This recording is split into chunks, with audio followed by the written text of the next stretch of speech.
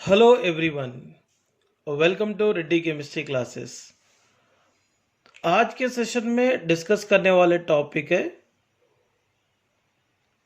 Structure of polymers. इसमें discuss करते हैं नेचुरल रबर के बारे में। It is obtained from rubber trees as a latex in the form of colloidal suspension. It is a linear polymer of isoprene, that is 2-methyl 1,3 butadiene. Natural rubber trees में latex के form में available होता है, colloidal suspension के form में। इसमें रहने वाले मोनोमर यूनिट है आइसोप्रिन। इसका और एक नेम है 2-methyl 1,3 ब्यूटाडाइन। मतलब आइसोप्रिन लीनियर पॉलीमराइजेशन में इन्वॉल्व होकर natural rubber like cis 1,4 poly isoprene को डेवलप करता है। It has long flexible chains, weak intermolecular forces and exhibit elastic property. तो नेचुरल रबर में वीक इंटर पार्टिकल फोर्स होते हैं और लॉन्ग फ्लेक्सिबल चेन के बीच में वीक इंटर पार्टिकल फोर्सेस रहने के कारण नेचुरल रबर एलास्टिसिटी कैरेक्टर को शो करेंगे। इसीलिए नेचुरल रबर एलास्टोमर्स में कंसिडरेशन कर सकते हैं। तो देखिए नेचुरल रबर में यहाँ पे आइसोप्रिन एक मोनोमर यूनिट जैसे काम करेंगे। तो ये आइसोप्रिन लीनियर पॉलीमराइजेशन में इन्वॉल्व होने के कारण सिस 1,4 पॉली आइसोप्रिन फॉर्मेशन होगा। इसका फॉर्मेशन कैसे होगा मैं आपको बताना चाहता हूं। देखिए आइसोप्रिन का structure CH2 double bond CH3 CH double bond CH2। मैं यही स्ट्रक्चर को यहाँ पे लिखना चाहता हूँ। एक्चुअली देखिए यहाँ पर ये C के ऊपर CH3 है, CH2 है। देखिए C के ऊपर CH3 है और CH2 है। यहाँ पे C और CH2 के बीच में डबल बॉन्ड है। तो यहाँ पे ये डबल बॉन्ड को ब्रेक करने के बाद इसके बीच में डबल बॉन्ड है, तो डबल बॉन्ड को ब्रेक करने के बाद 2 इलेक्ट्रॉन्स मिलता है। एक इलेक्ट्रॉन इसके पास रखेंगे, एक इलेक्ट्रॉन इसके पास रखेंगे। और नेक्स्ट कार्बन देखिए CH डबल बॉन्ड CH2 है। ये C के पास हाइड्रोजन है और डबल बॉन्ड के साथ जुड़ा हुआ CH2 है। मतलब C डबल बॉन्ड CH2 रहना चाहिए। तो इसमें डबल बॉन्ड को ब्रेक कर लेते। ये डबल बॉन्ड को ब्रेक करने के बाद एक इलेक्ट्रॉन यहाँ पे मिलेंगे, एक इलेक्ट्रॉन यहाँ पे मिलेंगे। डबल बॉन्ड को अगर ब्रेक करेंगे ना, देखिए एक इलेक्ट्रॉन C पे दिया हूं, एक इलेक्ट्रॉन CH2 पे दिया हूं, ठीक है। और ये दोनों इलेक्ट्रॉन मिलकर डबल बॉन्ड फॉर्मेशन करेगा। ये जो इलेक्ट्रॉन है वो लिंकेज में इन्वॉल्व होता है। ओके, तो काम करते ये इलेक्ट्रॉन जो इसके बाद जो अवेलेबिलिटी था ना, ये इलेक्ट्रॉन को यहाँ पे रखेंगे। ओके, तो यहां पे रखेंगे और इसमें देखिए नेक्स्ट यही स्ट्रक्चर को रखेंगे। C के ऊपर क्या है, CH3 है और क्या है, CH2 है। ये दोनों के बीच में CH2 और C के बीच में डबल बॉन्ड है ना। ये डबल बॉन्ड को ब्रेक करने के बाद एक इलेक्ट्रॉन CH2 को मिलता है और एक इलेक्ट्रॉन ये C को मिलता है। अभी इसके बाद देखो CH है और C डबल बॉन्ड CH2 है। C डबल बॉन्ड CH2 मैं नहीं लिख रहा हूँ, ये बॉन्ड को ब्रेक कर रहा हूँ, ब्रेक करके एक इलेक्ट्रॉन इसको दे रहा हूँ, एक इलेक्ट्रॉन इसको दे रहा हूँ। इसका मतलब ये दोनों के बीच में क्या होगा, डबल बॉन्ड होगा और ये दोनों के बीच में बॉन्ड फॉर्मेशन होंगे। ये जो इलेक्ट्रॉन है अनदर मोनोमर यूनिट के साथ अटैचमेंट होने के लिए काम में आ रहा है। देखिए, one monomer unit another monomer unit के साथ लिंकेज हुआ, लिंकेज होने के बाद इसमें कौन सा फॉर्म दिख रहा, सिस फॉर्म दिख रहा है। देखो, डबल बॉन्डेड कार्बन आटम पे two same group same side में रहा तो क्या बोलते हैं, सिस। देखो ये सिस फॉर्म है और ये भी देखो ये सिस फॉर्म है, इसीलिए इसको क्या बोलते हैं, नेचुरल रबर का नाम है सिस 1,4 पॉली आइसोप्रिन बोलते हैं। ओके ना।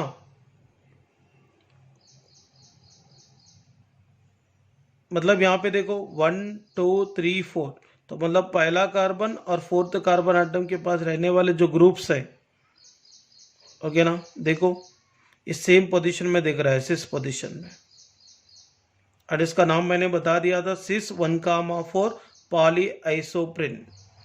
तो इन जनरल नेचुरल रबर की टेंसाइल स्ट्रेंथ बहुत ही कम रहता एंड इलास्टिसिटी कैरेक्टर भी कम रहता।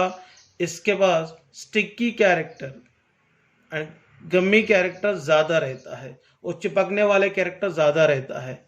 अगर वो चिपकने वाले कैरेक्टर को कम करके टेंसाइल स्ट्रेंथ बढ़ाकर एंड इलास्टिसिटी कैरेक्टर बढ़ाने के लिए नेचुरल रबर को वल्कनाइजेशन करना पड़ता है।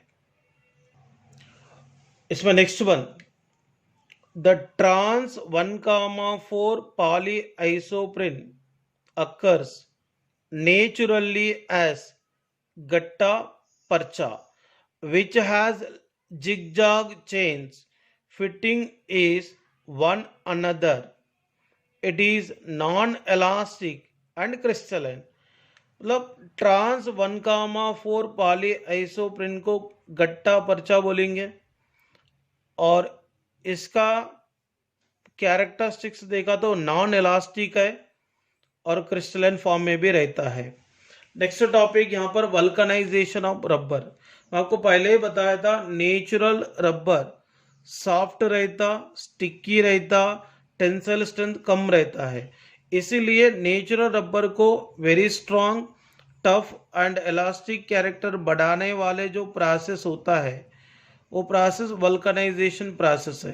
मतलब the process of increase of tensile strength and elasticity character of natural rubber is called vulcanization of rubber, vulcanization process। इसको चार्ल्स गुडईयर साइंटिस्ट ने नेचुरल रबर को वल्कनाइजेशन करके इसका टेंसाइल स्ट्रेंथ कैसे बढ़ाना चाहिए इसके बारे में इंफॉर्मेशन दिया था। नेचुरल रबर को वल्कनाइजेशन करने के लिए पर्टिकुलर अमाउंट में सल्फर को ऐड करते हैं। फॉर एग्जांपल देखिए, natural rubber is mixed with 3 to 5% sulphur and heated at 100 to 150 degree centigrade. It form cross linking of cis 1,4 polyisoprene chain through disulphide bonds. Okay, मतलब क्या होगा, natural rubber like cis 1,4 polyisoprene को 3 to 5% sulphur add करके 100 to 150 degree centigrade temperature में heat करने के वजह से पॉलीआइसोप्रीन यूनिट के बीच में डाइसल्फाइड लिंकेज डेवलप होता है। वो डाइसल्फाइड लिंकेज डेवलप होने के कारण नेचुरल रबर में इलास्टिसिटी कैरेक्टर और टेंसाइल स्ट्रेंथ बढ़ता है। ओके ना, दैट प्रोसेस वल्कनाइजेशन प्रोसेस हुआ है। देखिए, और इसमें ऐड करने वाले सल्फर के अनुसार, सल्फर की क्वांटिटी के अनुसार वो बना हुआ नेचुरल रबर का हार्डनेस रहता है।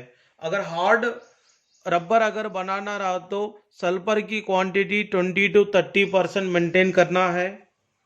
ओके, अगर थोड़ा लेस हार्ड वाला रबर बनाना रहा तो 3 to 10% सल्फर को ऐड करना पड़ता है। ये 3 to 10% सल्फर ऐड करने के बाद मिला हुआ वल्कनाइज्ड रबर टायर्स को बनाने के लिए यूज करते हैं। अगर इससे भी कम क्वांटिटी में, मतलब that is ranging 1 to 3% sulphur add करने के बाद लेस हार्ड वाला वल्कनाइज्ड रबर मिलता है, इसको रबर बैंड बनाने के लिए जनरली यूज करते हैं। अगर ये जो वल्कनाइज्ड रबर होता है इसको क्रॉस लिंक्ड पॉलीमर्स में ले सकते हैं, क्योंकि यहाँ पर पॉलीमेरिक चेन्स के बीच में डाइसल्फाइड लिंकेजेस बनने के वजह से क्रॉस लिंक्ड पॉलीमर डेवलप होता है। इसीलिए वल्कनाइज्ड रबर को क्रॉस लिंक्ड पॉलीमर में कंसिडरेशन कर सकते हैं। प्रिपरेशन ऑफ सिंथेटिक रबर्स, इसमें पहला अपन डिस्कस करते हैं ब्यूना यस। इसका नाम स्टाइरिन ब्यूटाडाइन रबर, इसको शॉर्ट में SBR स्टाइरिन ब्यूटाडाइन रबर बोलेंगे। और ये कोपॉलीमर होता है। It is a copolymer of styrene and 1,3 butadiene. मतलब ब्यूना यस बनाने के लिए यूज करने वाले कोपॉलीमर्स होते हैं styrene and 1,3 butadiene. Styrene and 1,3 butadiene को K2S2O8 के प्रेजेंस में इसको पॉलीमराइजेशन करेंगे। देखिए स्टाइरिन का स्ट्रक्चर है, ये 1,3 ब्यूटाडाइन का स्ट्रक्चर है। इसमें पॉलीमर बनाना बहुत ही आसान है। देखिए पहले यहाँ पे क्या करने का, स्टाइरिन का स्ट्रक्चर,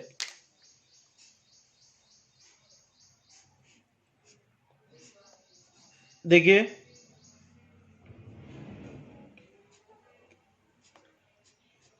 CH सिंगल बॉन्ड, पहले CH2 लिखेंगे।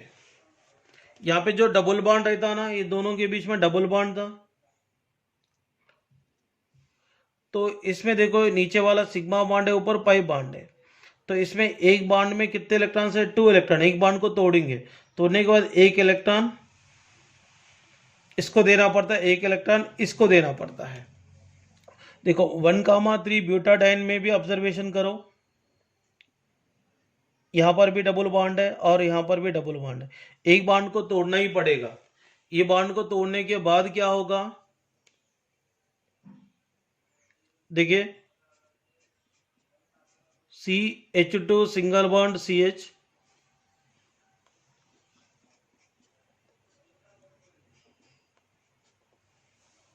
ऐसा लिखा हूं। ये जो बॉन्ड ब्रेक होने के बाद 2 इलेक्ट्रॉन मिलता है, एक इसको देना होगा, एक इसको देना होगा।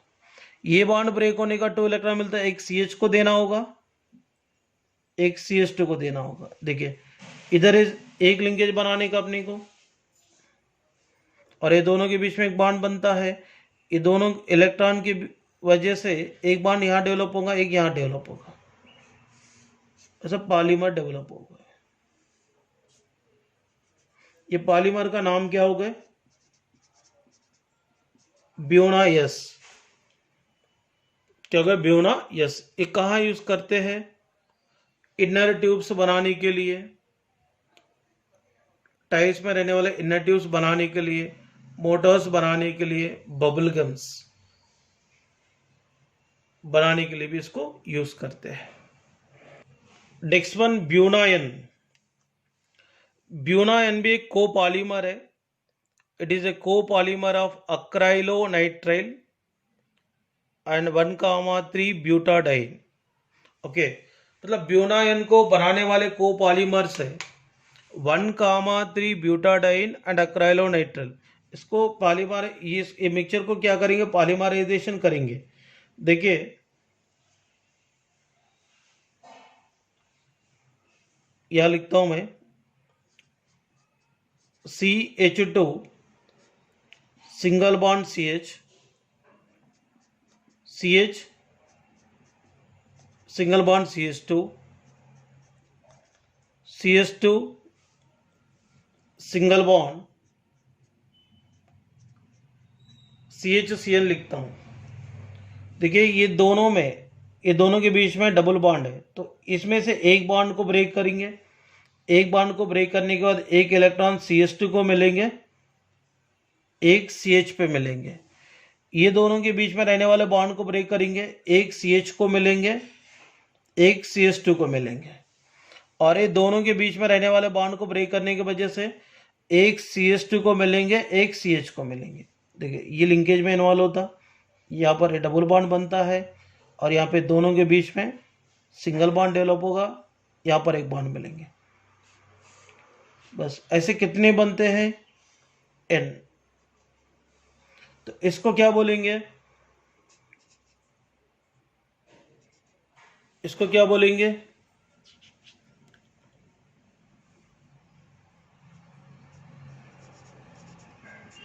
ब्यूनाइन। देखिए 1,3 ब्यूटाडाइन अक्राइलोनाइट्राइल को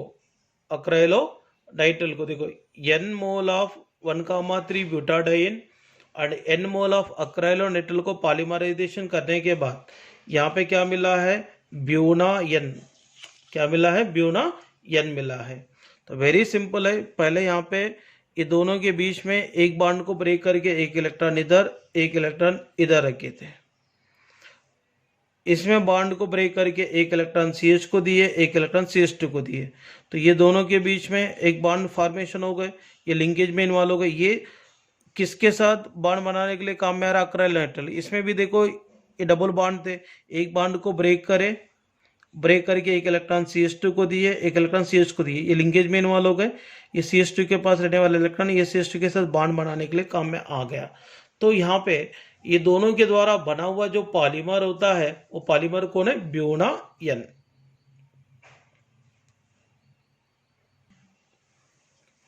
next one, neoprene rubber. Neoprene rubber में यूज करने वाले मोनोमर यूनिट होता है क्लोरोप्रिन और इसका नाम है 2-chloro-1,3 ब्यूटाडाइन। तो क्लोरोप्रिन 2-chloro-1,3 ब्यूटाडाइन यहाँ पर मोनोमर जैसे काम करते हैं। It is superior to natural rubber and resistance to chemical action. मतलब नेचुरल रबर के कंपैरिजन में काफ़ी स्ट्रांग रहते हैं, अच्छा टेंसाइल स्ट्रेंथ रहता और इसका resistance capacity towards the chemical action भी वेरी स्ट्रांग रहता। एंड इसको यूज़ करके केमिकल्स कंटेनर, कन्वेयर बेल्ट्स और गैस किट्स वगैरह बनाते हैं। तो मतलब ये काफ़ी बेटर रहता है नेचुरल रबर के कंपैरिजन में। देखिए यहाँ पर ये क्लोरोप्रिन को क्या करते हैं? पॉलीमराइजेशन करते हैं। ये क्लोरोप्रिन को ऑक्सीजन और बेंजाइल पेरोक्साइड के प्रेजेंस में पॉलीमराइजेशन करने के वजह से नियोप्रिन रबर मिलता है। कैसा मिलता है देखेंगे। अब ये दोनों के बीच में एक बॉन्ड को तोड़ना है और ये दोनों के बीच में एक बॉन्ड को तोड़ना है। ये दोनों के बीच में एक बॉन्ड को तोड़ने के वजह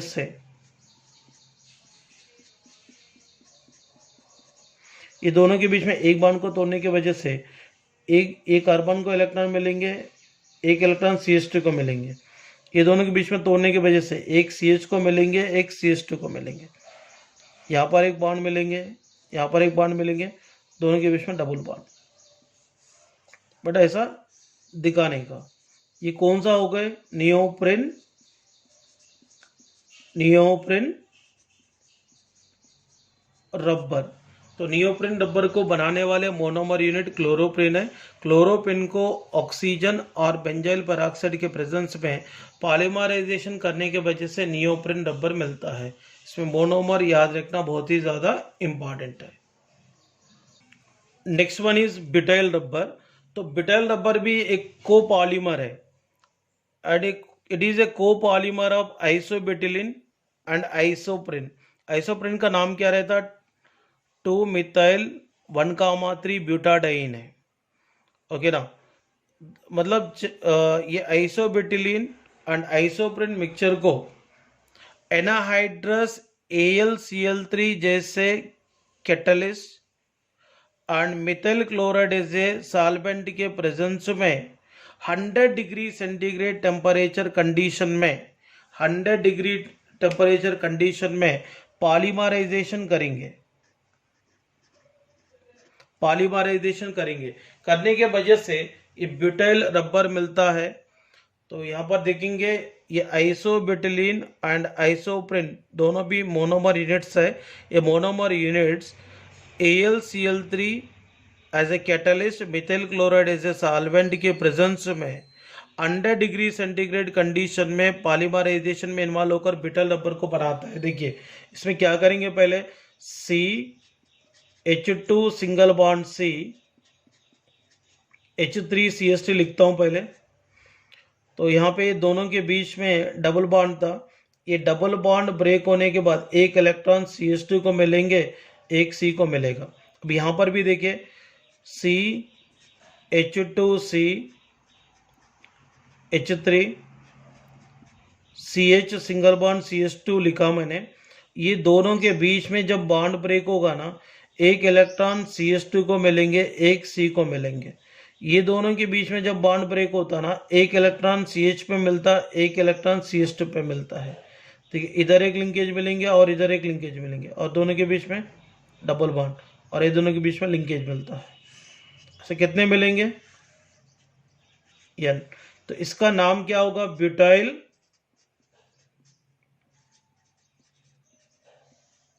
रबर। इसका नाम क्या होगा, ब्यूटाइल रबर। पॉलीमर्स में non biodegradable and biodegradable polymers होते हैं। ओके, यहाँ पर देखिए after certain period of time the natural polymers degrade on their own but synthetic polymers do not. These are non-biodegradable polymers and are resistant to environmental degradation process and are accumulated as a solid waste material. Hence, efforts were made to synthesize the biodegradable polymers to avoid environmental problems.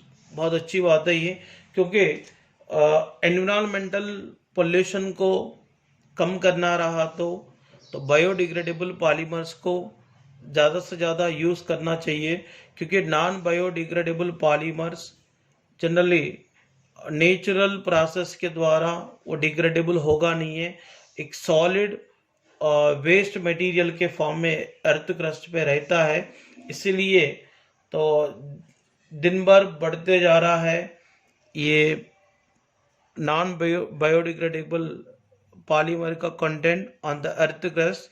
ये बहुत ही हानिकारक है तो environment के लिए।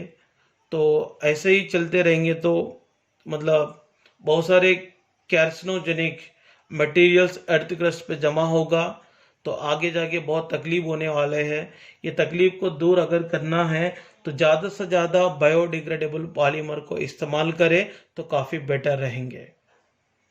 तो ये सब बायोडिग्रेडेबल पॉलीमर्स के बारे में डिस्कस करेंगे। ये बायोडिग्रेडेबल पॉलीमर क्या है, अगर ये नेचुरल प्रोसेस के द्वारा खुद ही मतलब डिग्रेडेशन में इन्वॉल्व होता है, मतलब ये एनवायरमेंटल पोल्यूशन को क्रिएट नहीं करेगा। बट नॉन बायोडिग्रेडेबल पॉलीमर जो होते हैं वो नेचुरल प्रोसेस के द्वारा डिग्रेडेशन होगा नहीं है, और इस वेस्ट मटेरियल के फॉर्म में, वेस्ट सॉलिड मटेरियल के फॉर्म में अर्थ क्रस्ट पे रह जाएगा।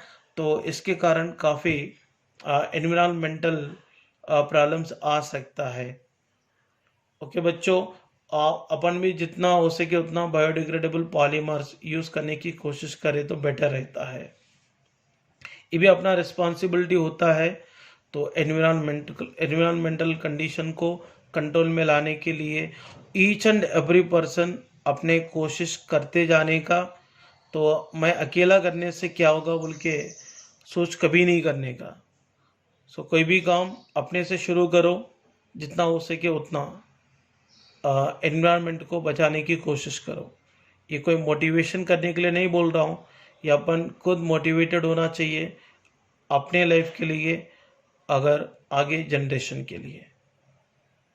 इसमें से हम बायोडिग्रेडेबल पॉलीमर के बारे में डिस्कस करते हैं। वन इज PHBV पॉलीमर, इसको ये भी बोलेंगे पॉली हाइड्रोक्सी ब्यूटायरेट को बीटा हाइड्रोक्सी वेलारेट। देखिए PHBV पॉलीमर भी एक को पॉलीमर होता है और एक पॉली एस्टर भी होता है, और इसमें यूज करने वाले मोनोमर यूनिट्स है 2 hydroxy butanoic acid and 2 hydroxy pentanoic acid है। इसको क्या करेंगे, पॉलीमराइजेशन करेंगे। देखिए CH3 CHOH CH2 COOH 3 hydroxy butanoic acid, यहाँ पे 3 हाइड्रोक्सी पेंटानोइक एसिड है। तो यहाँ पे क्या करना चाहिए, वाटर मॉलिक्यूल को लॉस करना चाहिए। देखो ये भी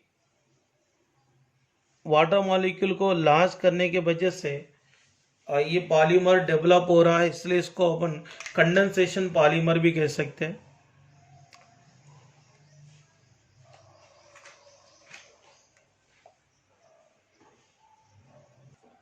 और इसमें से भी देखिए ये OH को रिमूव करेंगे और इसमें से H को रिमूव करेंगे, मतलब यहाँ पर n number of H2O molecule loss हो जाएगा।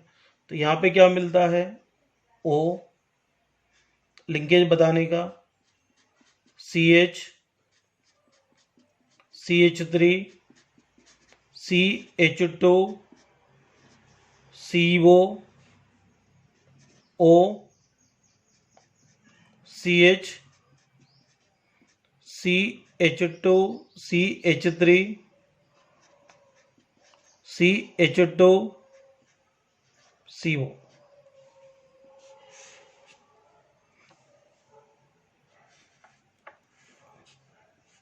ये कौन सा पॉलीमर है, PHBV पॉलीमर। कौन सी पॉलीमर बन गए, PHBV पॉलीमर। इसके अलावा मैं डेक्स्ट्रोन के बारे में बताना चाहता हूं। Dextron it is polyglycolic acid polylactic acid polymer है। तो डेक्स्ट्रोन को बनाने वाले मोनोमर यूनिट्स होते हैं lactic acid and glycolic acid. Lactic acid का IUPAC नेम होगा 2 hydroxy propanoic acid, glycolic acid का IUPAC नेम होगा 2 hydroxy ethanoic acid, 2 hydroxy ethanoic acid. इसको पॉलीमराइजेशन करेंगे। पॉलीमराइजेशन करने के बाद क्या होगा, देखो इसमें से OH ग्रुप को और इसमें से H ग्रुप को रिमूव करेंगे, H2O लॉस हो गए। इसमें से OH ग्रुप को और इसमें से H ग्रुप को रिमूव करेंगे, तो मतलब H2O रिमूव हो गए। तो यहाँ पे क्या मिलता है बताओ, O CH CH3 COO CH2 CO। इसमें भी एस्टर लिंकेज है, इसलिए डेक्स्ट्रोन भी एक पॉली एस्टर है और एक कोपॉलीमर है और एक बायोडिग्रेडेबल पॉलीमर है। और एक बायोडिग्रेडेबल पॉलीमर है नाइलॉन 2 नाइलॉन 6। तो इससे पहले अपन पढ़े थे नाइलॉन 6 एंड नाइलॉन 6,6, वो अलग है और ये अलग है। तो नाइलॉन 2 नाइलॉन 6 ये कोपॉलीमर है और इसमें पॉली अमाइड लिंकेज होता है। तो it is a copolymer of glycine and epsilon amino caproic acid. Okay, ये दोनों मोनोमर यूनिट्स पॉलीमराइजेशन में इन्वॉल्व होकर नाइलॉन 2 नाइलॉन 6 को फॉर्मेशन करेगा। देखिए H को और OH को रिमूव करेंगे, ये भी एक कंडेंसेशन पॉलीमर है, वाटर को लॉस कर रहा है। तो इसमें से H को रिमूव करेंगे, इसमें से OH को रिमूव करेंगे। देखिए H2O लॉस हो गए, लास्ट होने की वजह से यहाँ पे क्या मिल रहा, COCH2NH CO, ये कौन सा लिंकेज है, अमाइन लिंकेज है, COCH2 taken 5NH।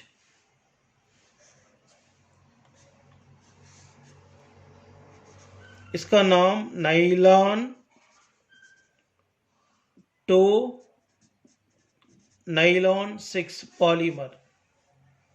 Nylon two nylon 6 polymer कैसा बन रहा है, mixture of glycine and epsilon amino caproic acid polymerization में इन्वॉल्व होने के कारण nylon two nylon 6 polymer formation हो गई। इट इज ए पॉलीअमाइड है और कंडेंसेशन पॉलीमर भी आता है और it is a copolymer of the glycine and epsilon amino caproic acid.